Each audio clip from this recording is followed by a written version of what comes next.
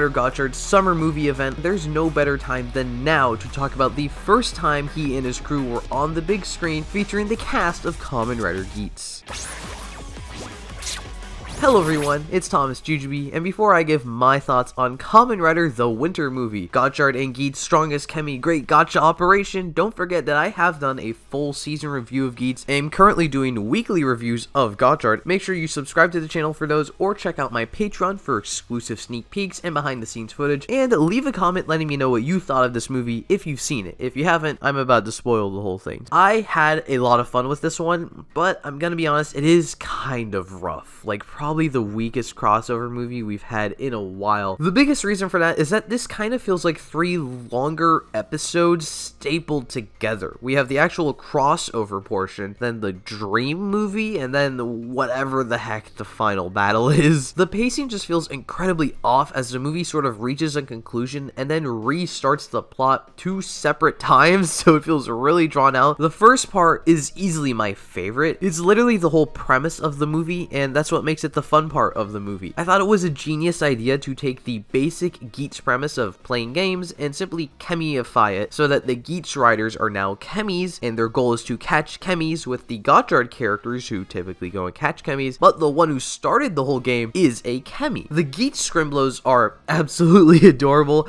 I love that they have to be Chemy-rized by the alchemy students in order to return to Kamen Rider form. Also, I love that all 4 of them, are just props. Like, they have CG moments, of course, but they have physical props that do just chatter and move about, and that's really cute. Like, adds a lot. I love the teams, or like the way the characters are split up, especially with the 2 main riders, that they're not split up. They're paired with the other secondary rider. In Rina's case, we didn't know she was the secondary yet, but I guess by the end of the movie you did know, so like, foreshadowing. It's so much fun. It's crazy how well Hotaro and Keiwa's personalities matched up. It just makes so much sense they put them together, but I wasn't really thinking of that before this movie, and it makes the little rivalry with Ace so much better, because that's how Tycoon always was, and now Hotaro is doing that as well, and it's sort of by the end he kind of proves himself to Ace, which is just fun. And then it simultaneously shows how similar Ace and Rina are, since they're both the more cool-headed halves of the pairing. They just swapped this archetype at when we went from Geats to Gotchard. The whole portion of the movie where the boy fails are trying to do better than the girl bosses is incredible. No notes. There's also like a whole moment where the movie pauses to do a ramen ad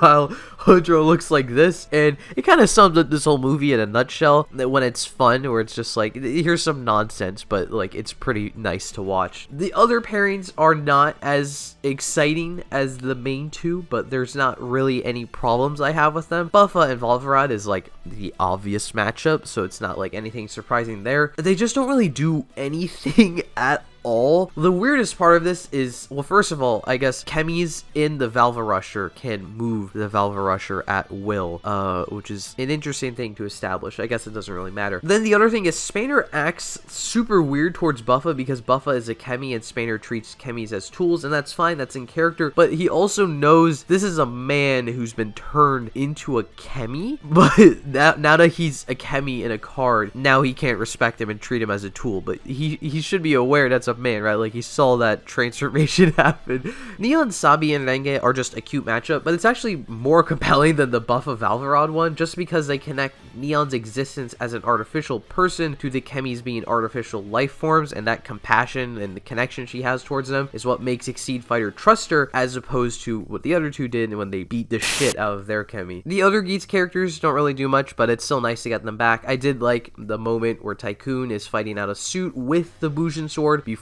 fully transforming into Bujin sword. That was a nice touch. I do want to say it also kind of bothers me that the Geats riders are just back in action with their memories fighting the Yamato. Apparently in the stage show they get their memories back, so now that's just required viewing to understand all of the other Geats extra content, which is weird. They've never made the stage shows important like that, so I don't understand why this is suddenly when they wanted to do that. I mean, you could also just assume at the end of Geats they just remember everything a it was ambiguous enough that you could just make that interpretation, which is, I guess, what I'm going to do until I decide I should watch the stage show. I guess I don't really watch stage shows that often, even though they're pretty cool. The action in the first portion of the movie is also my favorite. The opening, like the very first action sequence, is filled with so many fun little moments. Like, it's just so much chaos, but it doesn't ever feel super chaotic. It's just great to see everyone doing something. We got moments like the two blue and yellow punching forms meet up, which is fantastic. Valvarod has like a scene from the Batman. I don't know why that was done, but it's pretty badass. Then we also get the title card here, which I bring this up just because the Gotchard part of it has Gotchard and Valvarod, which is just really funny in hindsight because like it almost makes it look like he's the secondary rider or like the rival character. And now at this point in the show, like we have an actual secondary rider who debuts in that movie, and Valvarod is really just a tertiary now, not even really like a rival character. There's also a moment where the two main riders transform, and then the other characters that transform are Buffa and Valvarod. Tycoon is just standing there, I guess because they didn't want to have him transform with Valvarod because like Valvarod's not the actual secondary. Also, another action sequence I like was Laser Boost gets to have a little moment with X-Drazil because like they both had gravity powers and they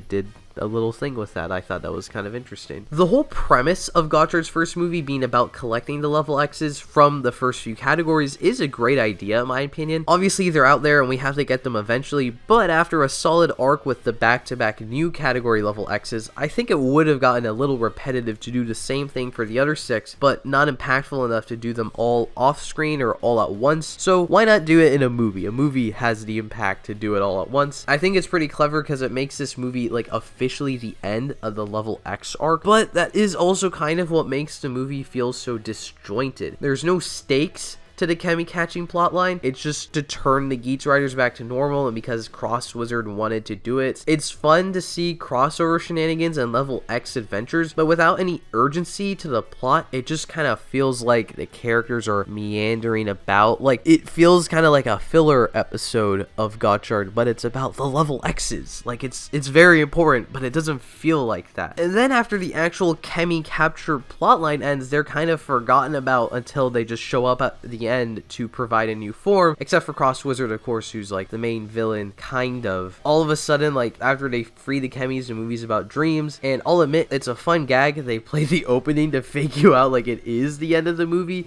and the character wrap-ups start happening until you realize like Spanner is being cheerful and it's terrifying. Hopper 1 is talking normally, but it's in Sechan's voice because it's Sechan's voice actress. We get whatever the fuck this moment is.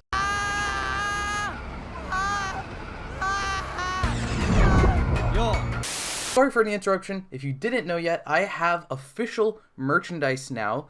I'm wearing one of my shirts right now. They're all designed after me, the Muteki symbol. I've got some Japanese text as well that says thomasjujube. If you want to support me in the channel, be sure to check out my fourth wall linked in the description where you can get some of that merchandise and wear it for yourself. If you do get any of it and put it on, make sure you send it to me on Twitter or Instagram. I'd love to see it. And if you can't support me there, be sure to... And if you can't buy anything, make sure you just subscribe and hit the like button, and that's still just as appreciated.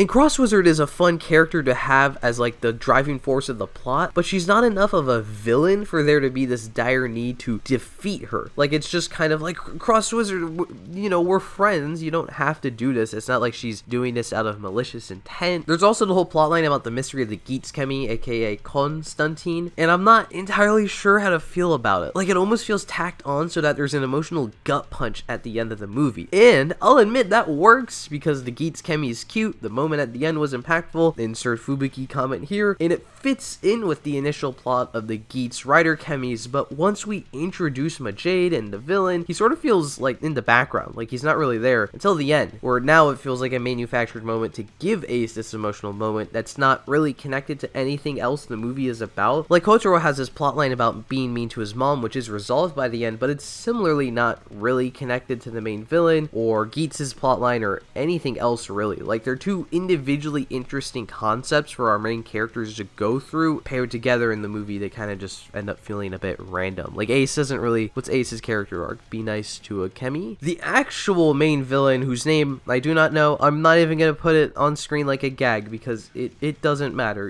He's not relevant until after the entire Level X plotline is over, so he just feels kind of shoved in. Like, oh, we actually do have an evil main villain. Surprise! After all this talk from him in the show about how Level X's cannot be subjugated, he easily absorbs Cross Wizard to be Amalgam. He's defeated in what sort of feels like a final battle, but he's actually perfectly fine, so he just absorbs Cross Wizard again and evolves even further. Why? Like, just don't have him be defeated. Have him just be like, oh, you almost got me. Psych, I absorbed the Chemy. Like, no, he gets knocked out of the Amalgam transformation. They just do the same scene twice. And then his entire backstory is probably the funniest backstory of all time. So they break it down for us. In ancient Rome, he was defeated by Ace in a round of the early Desire Grand Prix. Now, somehow he managed to keep his memories after this, but like, we can just gloss over that. Gotchard has to do with memory wipes, alchemy. Doesn't matter, that's fine, he remembers. The crazy part is that this is an ancient Rome. So this is like the first ever incarnation of Ace before he reincarnated. He didn't even know he could reincarnate yet. So how did he discover that Ace could reincarnate? How did he discover that this current iteration of Ace that is literally dead and a god was a reincarnation of some dude from ancient Rome? What made him decide to use alchemy to extend his lifespan thousands of years to defeat a guy that he had no idea would be around 2,000 years later? Like, he just had to have the foresight to be defeated by this ancient Roman and be like, this guy is going to be reincarnated. And like, again, it's cool how connected the show is to the movie, but like, it's just kind of weird that a huge twist from Kamen Rider Geats is an important character moment for a guy in Kamen Rider Gotchard. And it's all to debut Kamen Rider Majade, which unfortunately just makes her inclusion all the more strange. Look, Majade is an awesome suit, the fight is awesome. I love that the Kamen Rider franchise finally has a female secondary rider. Rine is a good enough character to be this milestone event, but everything about it is so random. Rine is just like a side character in the movie up to that point. There's moments where you can tell she wants to do more, but it's not prominent enough to have a satisfying payoff when she debuts. I would just figure this is the kind of thing you want to be the main plotline of the movie, or just straight up the main plotline of a couple of episodes in the show and just don't include it in the movie. It's also really unclear how she got her powers, because she goes into the dream world to talk to the dream Fuga about how to use the fantastic cosmic powers, but then that somehow has a physical result, changing her alchemist ring and giving her the driver. But then later we see it like a real Fuga outside of the dream world. So was it implied like that he controlled the dream Fuga, or like she did the thing in the dream and he gave her the real driver? Or did she always just have the real driver and she had to discover it in herself or something? That final battle does just feel kind of tacked on, again, just because like we defeated the main guy and then he stands there and monologues and bam, now all of a sudden he's able to do things again. Like they never actually defeated him, I guess. Majade just didn't do anything. We're wonderful debut for our first female secondary rider ever, I guess. You gotta get those trailer shots of the two riders transforming and riding bikes together, which are pretty cool. Geats Killer is a nice suit, to be fair. It does bother me though that Ace transforms into Amalgam Boost, then he switches to just Boost, and then he puts Magnum back on to go into Magnum Boost. Why didn't you just revolve twice? Why are we still doing this? We literally did this earlier where he revolves to go into Monster Magnum. Where the hell is Geats Oneness, by the way? Like, they literally gave Geats a form using his own Ride Chemy card, and then in the movie for him to team up